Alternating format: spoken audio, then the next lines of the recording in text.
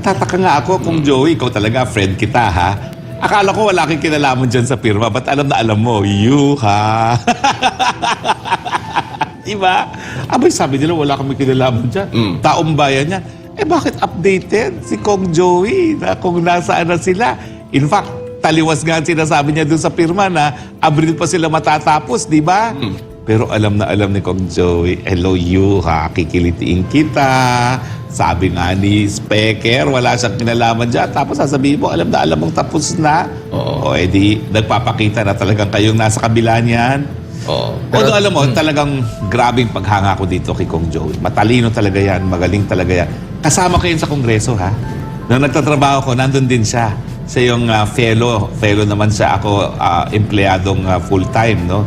So sabay-sabay kami nakita rin yan nung mga kabataan namin sa Kongreso. At nakakatuwa naman na siya ngayon na isang leading member of the House, no? Pero dyan, nakikita mo talaga na ang kultura sa House, kailangan team player ka at hindi po masama yan. Okay? Sasabihin ko sa inyo kung bakit. Para ka kasi makapasa ng batas, kinakailangan mo makuha ang mayorya ng 318. Paano mo makukuha ang suporta ng 318 kung lahat ng tao inaaway mo? So talagang parang high school dyan sa Congress kasi talagang the rule is makisama kasi kung hindi ka makikisama, paano ka makakakuha ng consensus para maipasa ang batas mo? Kaya naman ako, talagang binigyan ko ng importansya na kinakailangan makipagkaibigan sa lahat. At kaya naman nagkaroon ng katuparan yung mga sinulong kong batas, universal healthcare, libreng mapatubig, o National AIDS Law, libreng tanghalian sa mga batang kulang ang timbang. O magagawa ko ba yan kung inaway ko yung mga kasama kong kongresista? Siyempre, ayun na, nagdedepensa na ako universal healthcare. Huy, BFF ha, bumoto ka dito ha. Promise ha, bumoto ka ha. Oh, BFF ha, ayan na ha, magbubutohan na ha. Tawag ka dyan. Lalo na, linabanan ako ng kamatayan black. At sabi nila, makikinabang lang daw mga pribadong hospital. Tawag ako, ano nangyari? Lahat ng kongresista naging co-author ng universal healthcare maliban ang kamatayan black. And I am proud of that dahil wala pong kinalaman ang kamatayan black sa libreng gamot at libreng paggamot. Ang nais nila, patayin ang mahihirap na Pilipino. Kaya nga, attorney, ang Senado ay balak na magsampa ng petisyon para patigilin itong komisyon sa pagtanggap ng langda para sa People's Initiative. Giit ni Senator Coco Pimentel, dapat nang tumigil ang COMELEC sa pagtanggap nitong mga lagda sa ilalim nga ng sinasabi nilang ministerial duty. Anya, maaari silang maghain ng petisyon direkta sa COMELEC para hilingin sa komisyon na itigil ang kanilang ginagawa o kaya ay petisyon sa Supreme Court para ipagbawal ang COMELEC sa patuloy na pagtanggap ng mga lagda. Nagtataka si Pimentel kung bakit sinasabi ng COMELEC na bahagi ng kanilang ministerial duty ang pagtanggap ng lagda sa pag-amyenda sa konstitusyon, gayong hindi alam kung saan galing ang mga pirma at hindi rin batid ng komisyon kung para kanino ang obligasyon at purpose ng duty na ito. Kaya nga hanga ako dyan sa aking classmate na si Coco Pimentel na aming bar top notcher. Ganyan din kasi yung naging opinion ko, kung maalala nyo, nung Martes. Na talagang walang ministerial duty, kung walang petisyon. Ministerial, hindi na pinag-iisipan, tatanggapin na lang. Bakit hindi mo pag-iisipan kung tatanggapin? Wala kang petisyon. At kung walang petisyon, walang jurisdiction ng COMELEC. So bakit ka tatanggap? Pero alam mo, nakita nyo na kung bakit ang saya-saya namin nung nasa law school kami. No? Magkakasama kami lahat niyan. Coco Pimentel, Martin Romualdez, Boying Remulla, Gibo Teodoro. Pero siyempre, ako yung pinakamalakas kumain sa kanilang lahat. Inaagawan ko sila ng mga pagkain. Sa kantina, kaupo yung kumakain, ay, pahingi. Kaya kaibigan ko sila kasi kumain ako sa kanilang mga plato at inagawan ko sila ng pagkain, di ba? Pero paano yun, attorney? Ngayon natapos na, ayon sa kay Congressman Joey Salceda, abay, naabot na yung kinakailangan palang pirma para sa People's Initiative. Bakit sila matatakot kay former President Duterte? Why is there a need to check him to make sure na hindi siya masyadong makagalaw and so on. It's because they feel that that his influence is very profound, and that influence will be further expanded if VP Inday's current good standing continues. So kailangan masira silang lahat nang sa gayon virtually unopposed to Speaker Romualdez. Now, for some background, the way it's shaping up is ito po talaga ang leadership, ang style ni Speaker Romualdez. Gustong-gusto niya tumatakbo na unopposed. Ganun po ang kanyang track record sa Leyte. Either unopposed siya or biglang mawawala yung kanyang kalaban. Okay? So, the actions we can see here are consistent with his strategy doon sa pagtatakbo niya sa Kongreso. Gusto niya ay nalilimita yung kanyang mga kompetensya. This is standard, ha? Any politician, of course, would want to do this. Ang problema kay Speaker Romualdez is matagal na niyang ginagawa at kapansin-pansin.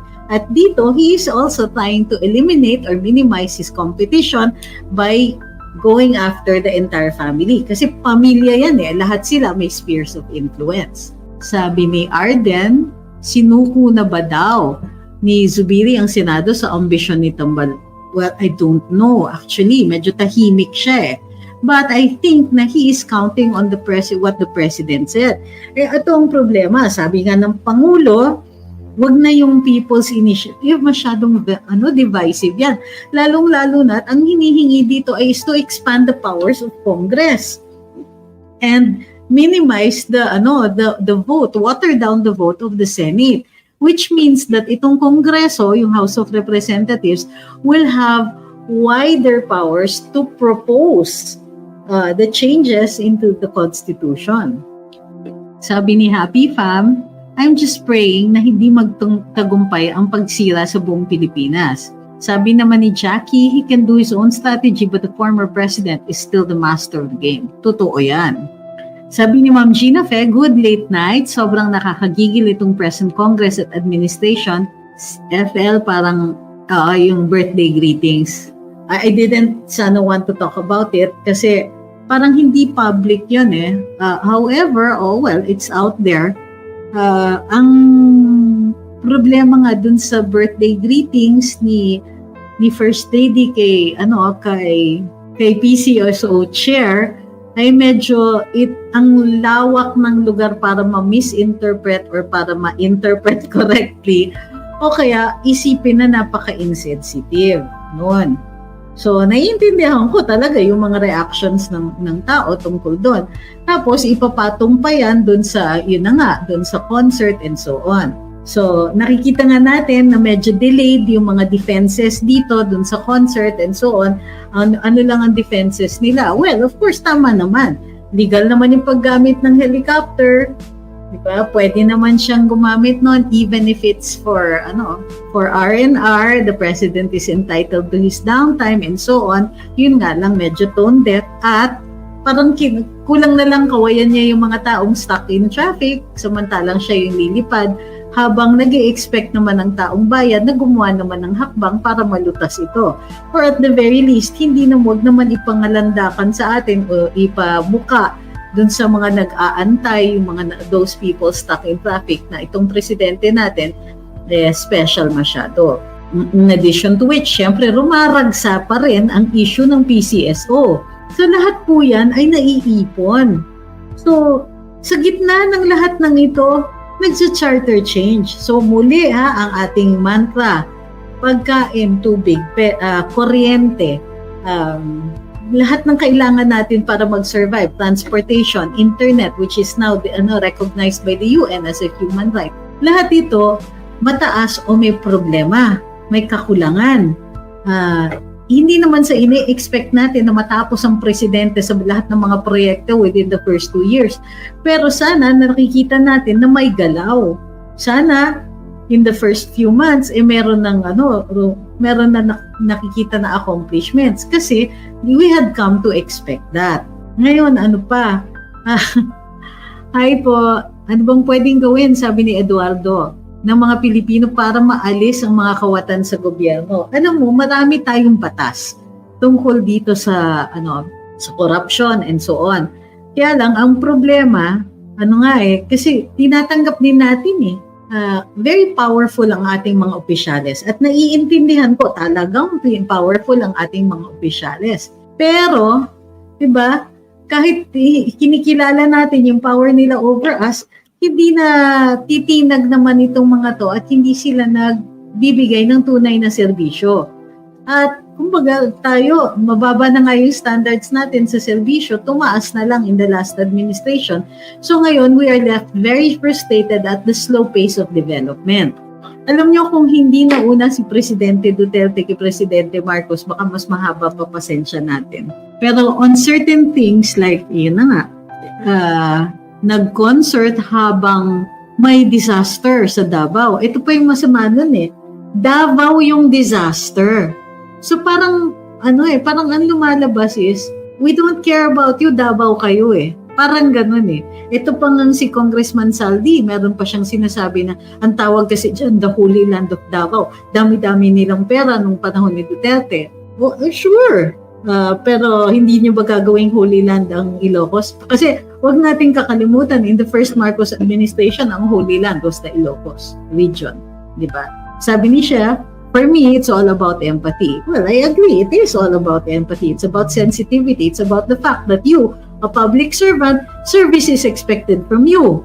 Diba? Instead, we are treated to image after image after image of the family enjoying themselves. It's not a crime to enjoy yourself, but there's a disaster going on in the country and service is expected. Sabi ni Baby Advincula, bakit po nangyari kay Estrada na padili po na ibaba dahil sa taong bayan nun? Uy, ma'am, hindi po.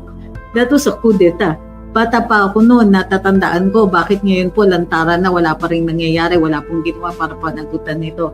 Pinagplanuhan po si Erap. Opo, pinagplanuhan po siya ni former President GMA na nag-usap sila ng mga general na mag-withdraw sila ng suporta at tiniming nila kasi yung mga inalagaan din kasi ni Erap ang military. Gayon pa man, yung mga mandirigma, lahat nasa Mindanao at the time. Yung mga Marines at yung mga Scout Rangers na nasa panig niya. So, tiniming talaga na, magkaroon ng mga rallies and so on. So, yung ibang mga rallies dyan ay pinondohan yan. So, hindi yan, that was not a spontaneous, outpouring of outrage. Kasi sa totoo lang, maliit na bagay yung letter at yung sealed envelope dun sa impeachment